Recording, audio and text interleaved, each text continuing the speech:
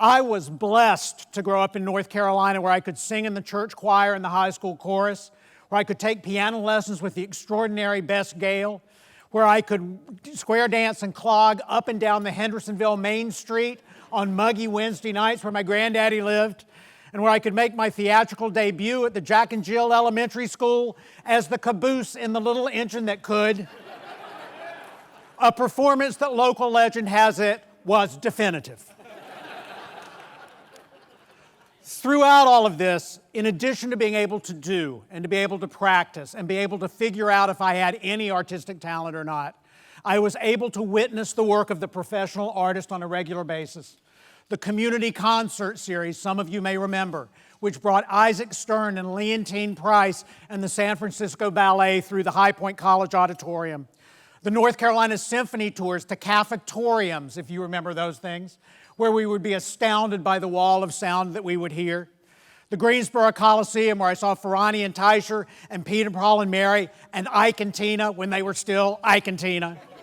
Book readings by leading writers like Randall Jarrell and Doris Betts. In short, a rich kaleidoscope of exposure to the best of local and regional and national talent that nurtured my spiritual growth, expanded my imaginative capacity, and helped me imagine not just my life as I was living it, but to imagine what my life could be.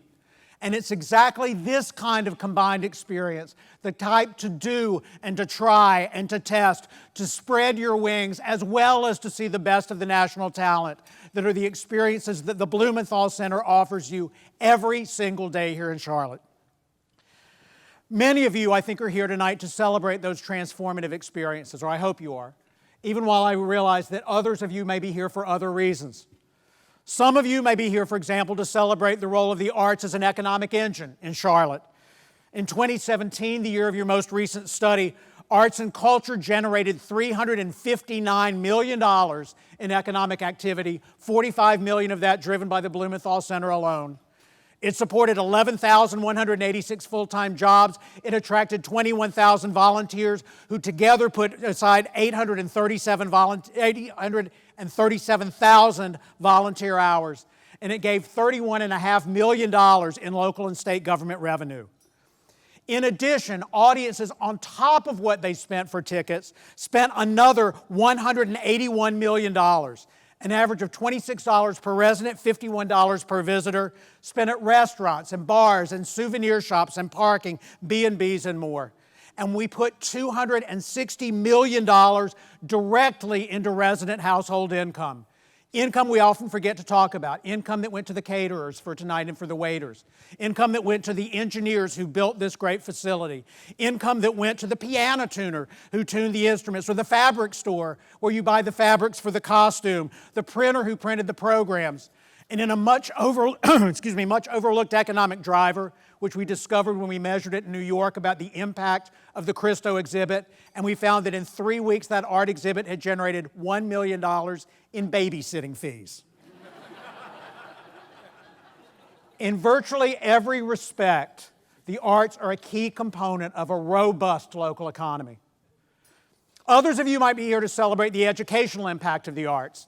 Arts instruction not only instills arts awareness and imagination, but as national study after national study shows, it promotes self-confidence, self-esteem, cooperation and effective problem solving. It improves cognitive skills, promotes greater literacy, greater complexity of thinking, greater tolerance of ambiguity, and on average produces SAT scores that are 92 points higher than for kids who have not had arts instruction.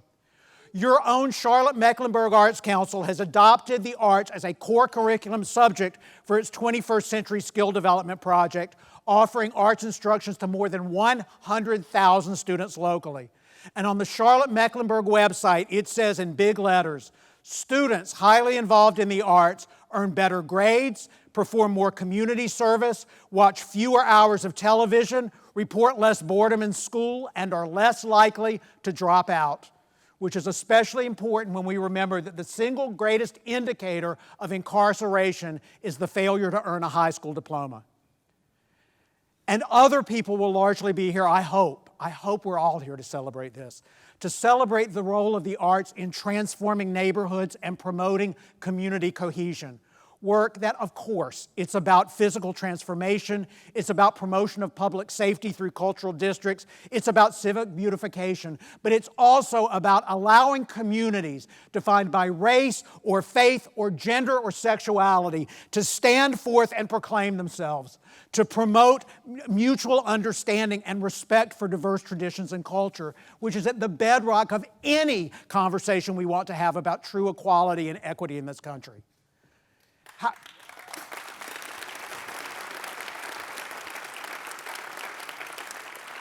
However pressed you may be within your own businesses to defend your arts giving, and I totally get that some of you may be experiencing that pressure, I genuinely think you can stand forth and say, if we care about the local economy, we must care about the arts. If we care about the educational achievement and intellectual development of our children, we must care about the arts. If we care about a diverse Charlotte that can embrace and celebrate difference in its quest toward greater freedom, fairness, and equity, then we must care about the arts. Despite this, however, the arts are currently in America in a fragile and imperiled, unprecedented chapter. The share of the charitable dollar going to the arts is declining annually from more than 13% of the charitable dollar in 2000 to less than 5% today. At a professional arts organization today, ticket prices typically cover only 36% of what it takes to mount a theater production, even less at an opera or an orchestra or a ballet. An opera company the size of Opera Carolina must raise $36,000 every week. A dance company the size of Charlotte Ballet must raise $58,000 every week. An orchestra the size of the Charlotte Symphony must raise $80,000 a week. And I'm not talking income, I'm talking contributions on top of ticket sales, 52 weeks a year just to make ends meet. And in week 53, it starts all over again. Arts organizations are pulling rabbits out of hats. They are renting facilities. They are talking about expanding gift programs. They are gift shops. They're programming blockbusters that often don't relate to their core mission, even as they still are forced to raise ticket prices higher and higher and place the arts out of so many in our communities we want to reach and serve. You know, I'm not telling you things you don't know. We in the arts community are experiencing seismic, extraordinary changes, one in which we increasingly operate in a faster and faster world of change with less and less time to learn and reflect, one in which constant disruption, not merely change, is the new normal. You know, somebody at a bank recently said to me, life has never been this fast, and it will never be this slow again.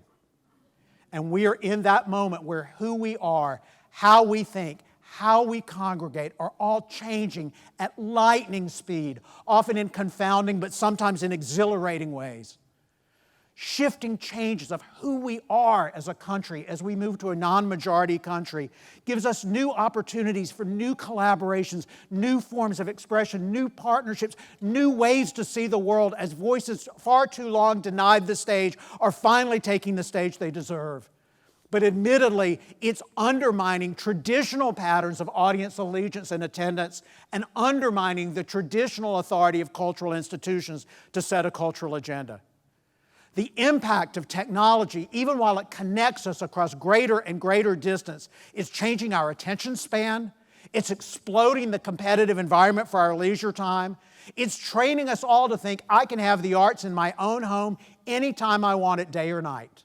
A set of expectations that if you're the Blumenthal Center with set curtains, set venues, the attendant inconvenience of having to travel and park your car and the like, you're simply not going to meet.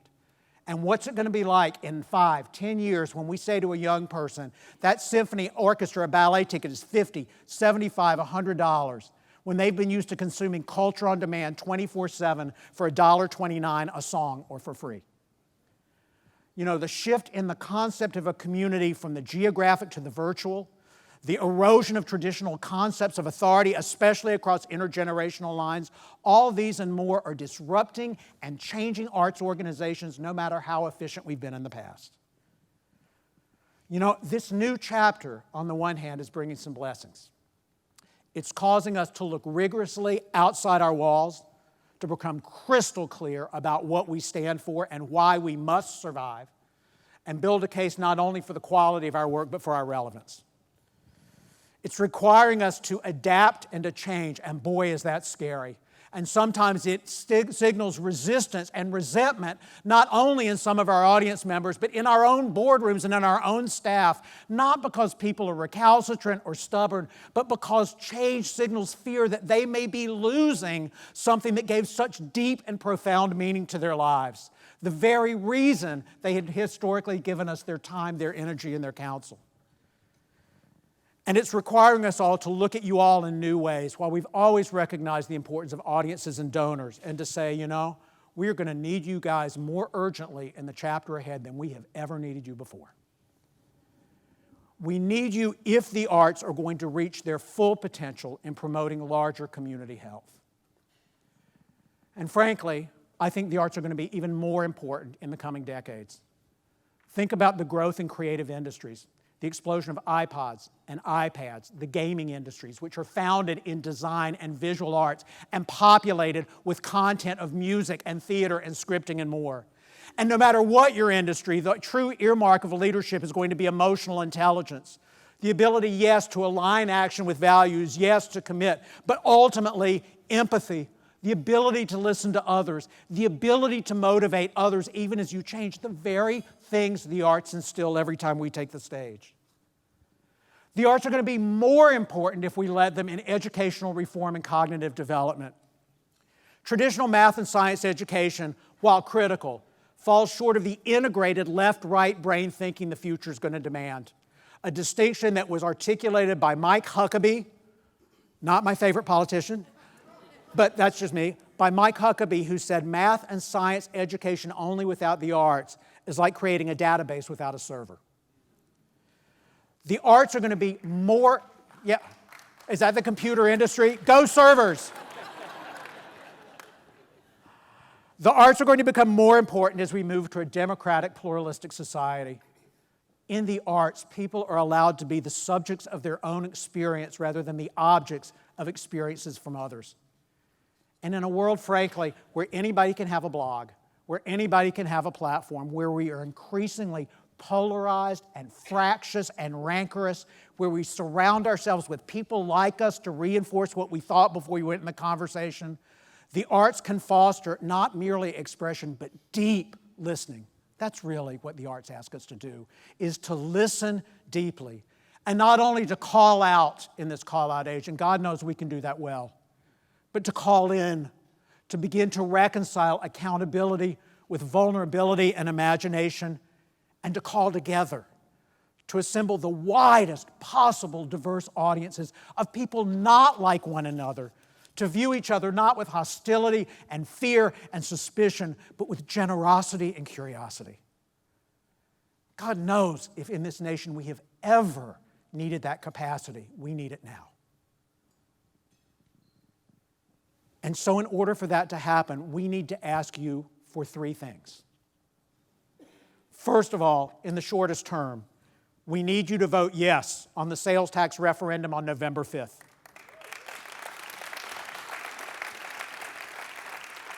And if you're willing to put a vote yes sign in your yard, if that's what they say or whatever the acronym is, and encourage your friends to do the same, not because in this fractious world we're part of the need, but because we're part of the solution. Secondly, we need you to continue to attend the Blumenthal Center, other organizations around here, and we need you to be an attendee, but we need you to be a proactive attendee. If you have a lifelong allegiance to the arts, we know it's probably because of one of two things in your life. Number one, your parents either took you or you watched them go for their own pleasure. And number two, you had a friend who is engaged in the arts, and actually that one's more important. A proactive attendee takes a kid with him every time he or she comes to the Blumenthal Center. Better yet, brings a kid and a kid's friend. Because if we wait until somebody's older than 18 before we introduce them to the arts, the chance they will be an arts patron for life is negligible. And third and finally, we need you to up your game, to be not only arts supporters, but to think of yourselves as activists on behalf of the arts. Now that means a few things to me. First of all, arts activists write letters to the editor when the arts are imperiled or under attack. As Tom mentioned, I was at the National Endowment for the Arts for a number of years. I was there doing Robert Mapplethorpe and Andre Serrano, if that means anything to any of you all, times of high controversy. And what I learned then was in a time of controversy and debate, the voice of the artist is heard as too self-interested to be heeded. It's the real estate agent, it is the bank worker, it is the stay-at-home mom or dad whose voices can be heard when the artist's voice cannot be, and an activist writes a letter to the editor. Activists serve on boards, and they offer their best counsel, and even more, they go on funding calls if asked to do so. Tom also mentioned I used to run the charitable division at Target stores, or Target, as you may call it. We certainly did. And it was not comfortable, but it was not hard to say to an arts leader, gee, I'm really sorry, we don't have enough money. When that arts leader was accompanied by a member of the community, especially a board of directors, not only did that make a huge statement to me about how important this group must be for that person to give up their time, but when they knew my CEO, the money was magically found. Arts activists give to the arts. They give annually, they give generously, both for the short and the long term, but they give and get, not give or get, and they leverage their social capital as well as their financial. I'm going to tell you 3 fast stories and then turn it back to Tom, but here's my first. My favorite CEO activist story actually comes from Steppenwolf Theater in Chicago, Illinois, where at their annual gala, I watched a local corporate CEO pay $75,000 for a walk-on Frasier. Now, for those of you that remember Frasier, John Mahoney, who played Martin Crane, Frasier's dad, was, before he passed, a member of that ensemble. So it came with airline tickets and a suite at the Beverly Hilton.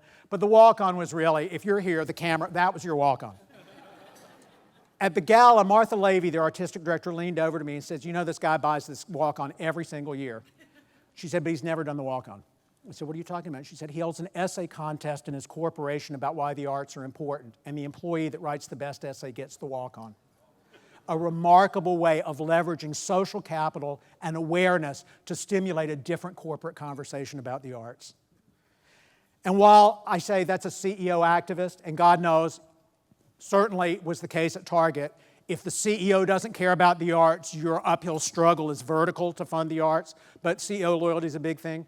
But this isn't just about the checkbook, it's about creativity and imagination, which is something I learned doing the AIDS ride, which was back in my younger and buffer days when I would ride my bicycle annually from Minneapolis to Chicago to raise money for HIV services and AIDS. There were 2 requirements on this ride. You had to raise $2,500 or you didn't go, raise $24.99 and you stayed home, and you had to be 18 years old for liability purposes. In 1996, I was pedaling along in Wisconsin beside an 18-year-old who was struggling to keep up. And I looked down and his wheels were this blur of yellow because there were Post-it notes on all on the spokes, not playing cards. Now, some of you who are old enough may remember when we had bicycles, we got clothespins and playing cards, so your bicycle would go brrr. Younger ones of you had Hot Wheels, and now even the youngest of you had cars at age 5 or whatever, so it doesn't.